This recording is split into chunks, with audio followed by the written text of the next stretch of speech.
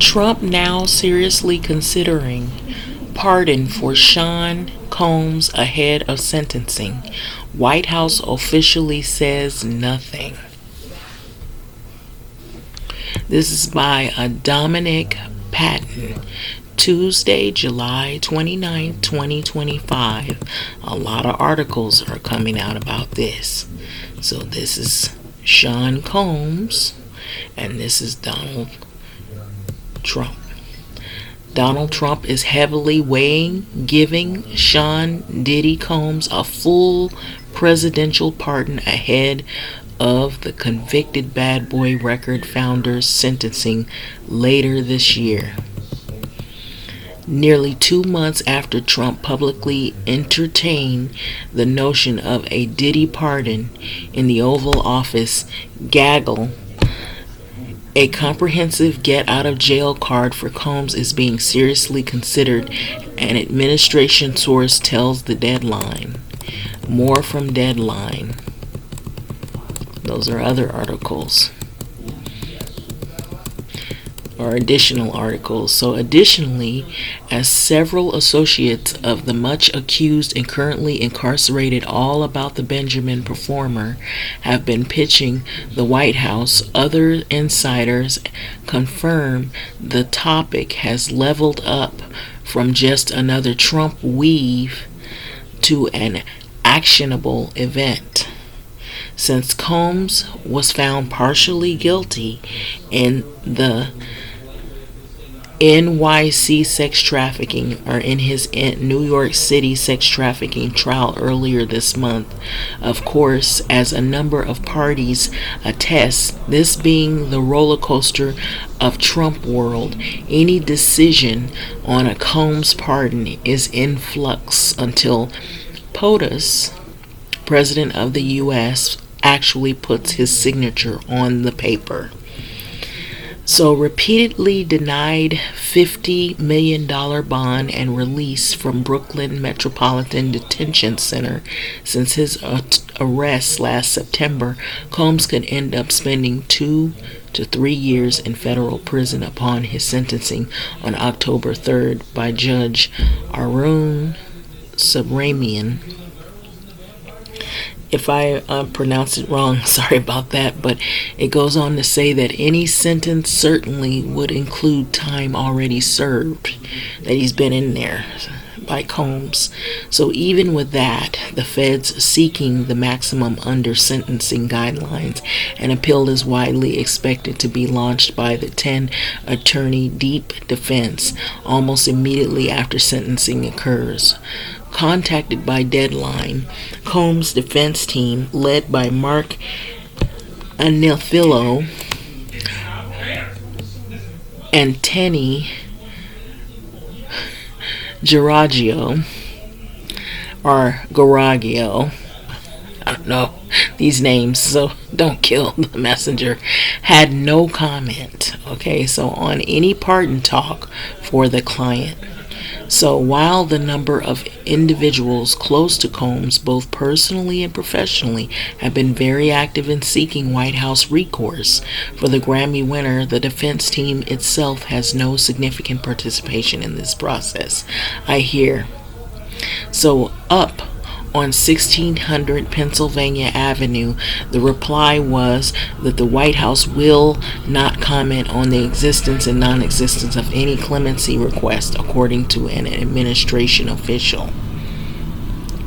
So when it says, with a damning verdict, the U.S. Attorney's Office, Southern District of New York, delivered by the federal jury on July 2nd, after an 8-week sex trafficking trial, Combs escaped the most severe of the criminal charges he was facing.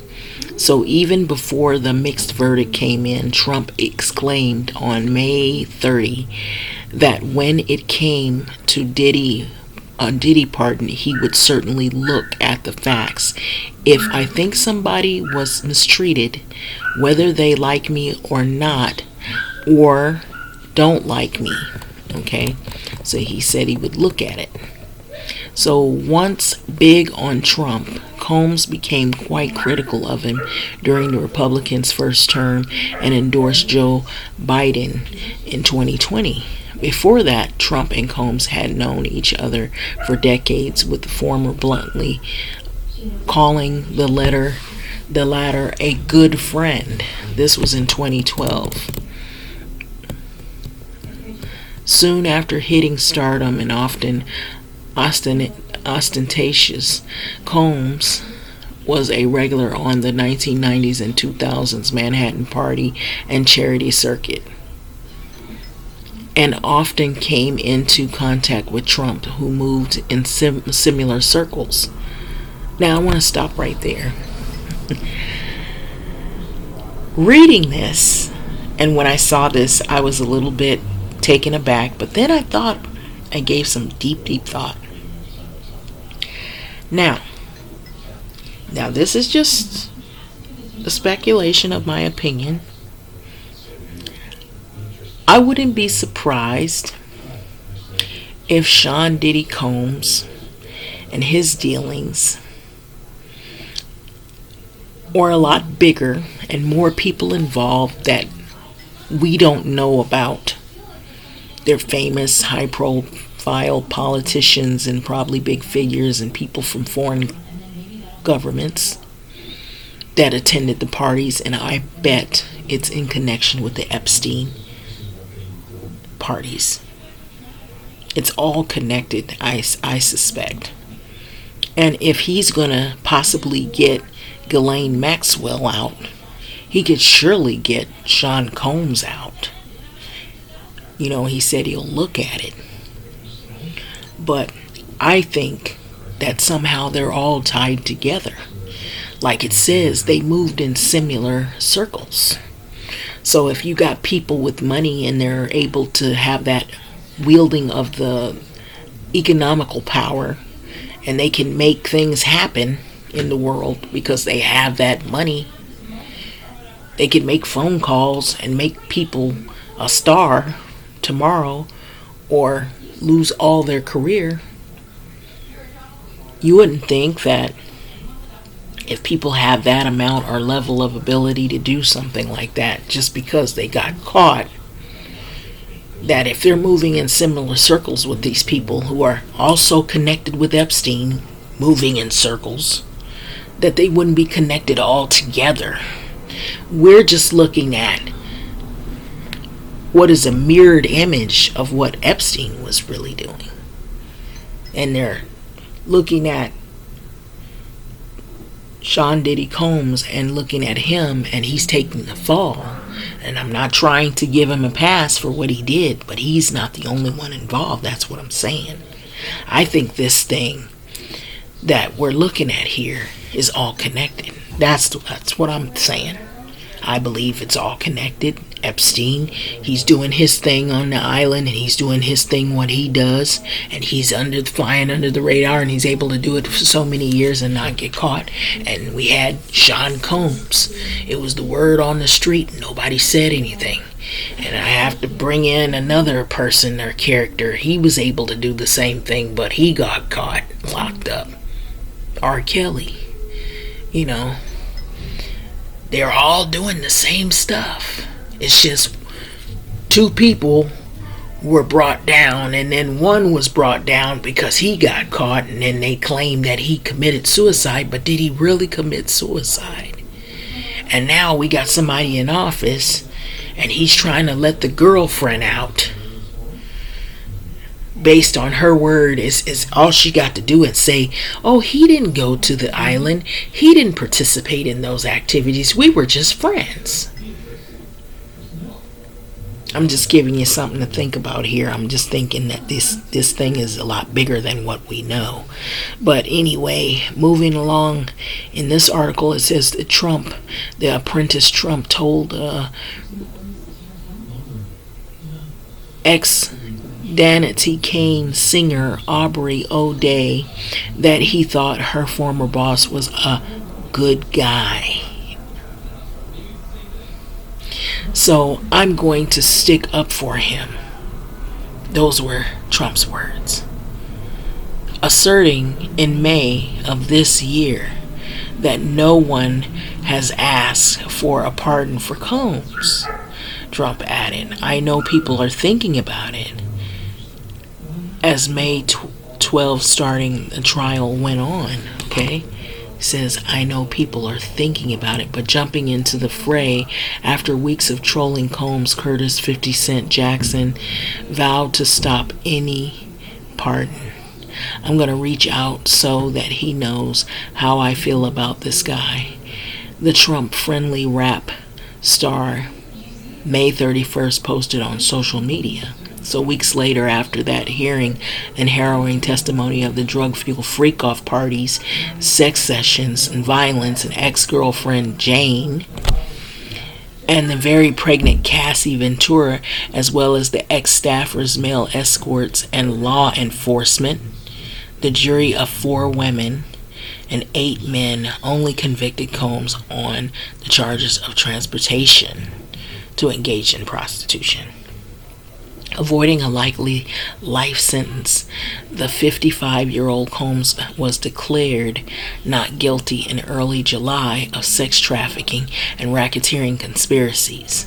The result laid bare the clear overreach and the shortcomings of the Maureen Comey-led prosecutor's legal strategy, as well as the power of celebrity in American justice. These are celebrities we're talking about, people with money. People who you think they don't have any money when they can take money and put it over in some kind of foreign offshore accounts. So anyway, it goes on to say that this week's Combs defense lawyer again requested that their client be let out of his confinement. Yet again, an offer of $50 million bond. Where is he getting this fucking money? If he's broke. Just think about it. It was put on the table. So as were restrictions on Combs' travel and who he interacts with, earlier this month, Judge Subrahmanian gave the prosecution and the defense a July 30th deadline to put together a detailed package on letting Combs out for roughly about 60 days before his sentencing. It looks like the proposal will not be a joint proposal from the parties, though more documents from the defense might show up in the docket in the next 24 hours. So Oval Office consideration of Combs' pardon has grown in recent days. So I'm told by multiple sources the increased interest also comes as a distraction, they claim, of politics, advocating that the President of the U.S. faces an uprising of the MAGA base over the continued reluctance on the part of the Department of Justice to make public the promise of the files, the Epstein files, on now dead sex offender, okay, and former Trump pal Jeffrey Epstein himself. So Trump has even turned on the enduring ally Rupert Murdoch with $10 billion lawsuit after the Fox News owner Wall Street Journal published a piece in July 18th on the president about the Epstein friendships. You know, the parties, the inner circles, the inner workings of Epstein, hanging out, having drinks with his buddy. And then pictured in the infamous picture with him and Ghislaine Maxwell. So the well-connected millionaire was indicted in 2019 on sex trafficking charges and more involving underage young ladies, as a point of a contention for some who disbelieve the official suicide conclusion, which I'm one of them, because I don't think that Epstein committed suicide. Epstein died suddenly in custody in New York before his trial could begin. Not long after Combs' verdict was announced, and as the Epstein flip fallout exploded, lead prosecutor Comey, daughter of the ex-FBI director and Trump foe James Comey, was brusquely fired. SDNY NY after years of service as an assistant U.S. attorney. All of a suddenly, she's fired. He's fired. Okay? So, in a July 18 statement on her exit, ex-Epstein prosecutor Comey never mentioned Trump by name, but left no doubt who she was referring to. So this is a woman that was fired, and to when she said, "Fear is the tool of the tyrant, wielded to suppress independent thought." Okay, so that is pretty much the article. So, excuse me if I messed up on some names and whatnot, but what I'm saying is, I believe, and this is only in my opinion, okay, so this don't kill the messenger, I have a hunch that all of this is connected. Think about it. Epstein, a sex trafficker, and then Diddy, a sex trafficking situation. Even R. Kelly, sex trafficking, holding women hostage as sex slaves. All of it. Somehow I feel like all of it is connected. Some kind of way. I just really feel that if you scratch my back, I will scratch your back. This is coming from a president who said, grab them in the you-know-whats. What do you think about this? I mean, I just think they're all connected. I really do believe that they're all connected with the sex trafficking. You know, this past weekend I had not any knowledge. I kind of knew that this was happening. I heard this thing referred to as the passport bros. And this one guy was real candid. He said, you know why some guys won't really make a big uproar about sex trafficking? That's because it will mess up the businesses that are going on in Japan and in some of these countries like the DR, which is Dominican Republic, and in China and some of these other places where they can go to these countries like the Philippines and pick up underaged young people who have been sex trafficked.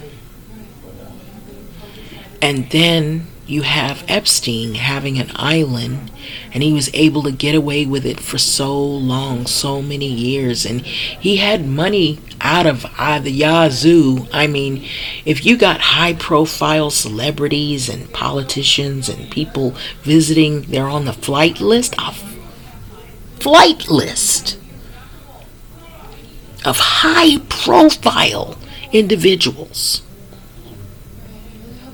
See, Diddy, he was out, he was flamboyant, he was flashy, he was out there. He was easy to catch. He was at the point where he probably was like, oh, catch me if you can.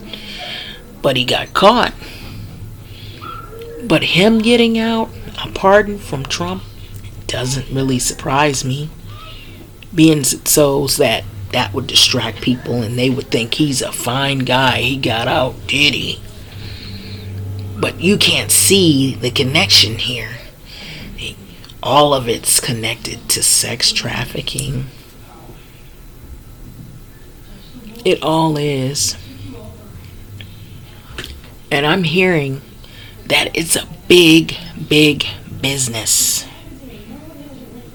And it flies under the radar all the time. And that is why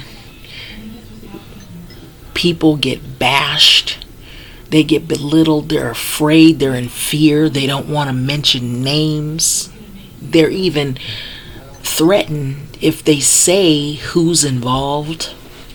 They could get killed if they are in court or they're supposed to stand on trial and mention anything about who's involved.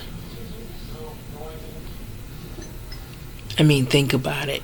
It all sounds like the whole thing is tied together. All the pieces are falling in line. Trump is under pressure right now because he's being grilled about this Epstein thing.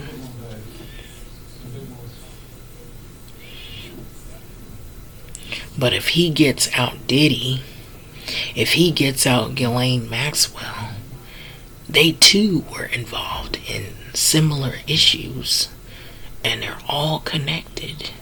It's said that Diddy, he went around in similar circles as Trump. I mean, I remember even being younger back then, and rappers that thought Trump was the man, He's the man, in New York, he's a businessman. It doesn't mean you're a good businessman. It doesn't mean you're an honest businessman, but you're a businessman. I mean, if you think about it, the roller coaster of Trump's world, any decision on a Combs pardon is in flux until President of the U.S. actually puts his signature on paper. That's what they say. Those parties. Epstein had parties. They were dancing. They had a lot of women there. And I'm pretty sure they were doing things at those parties too. And probably they had people drinking and having a good time, and then some people probably fell asleep and didn't know what happened the next day. And then some people knew what happened and they tried to report it, and they were told not to say anything, or they were so stressed out about it, they thought they were going to lose their career. They had to go into hiding, maybe witness protection. Who knows?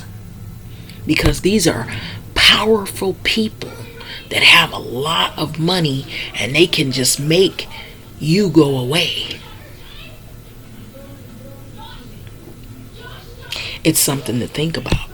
It really is. I really do believe there's a connection here, and it's far bigger than a lot of people know.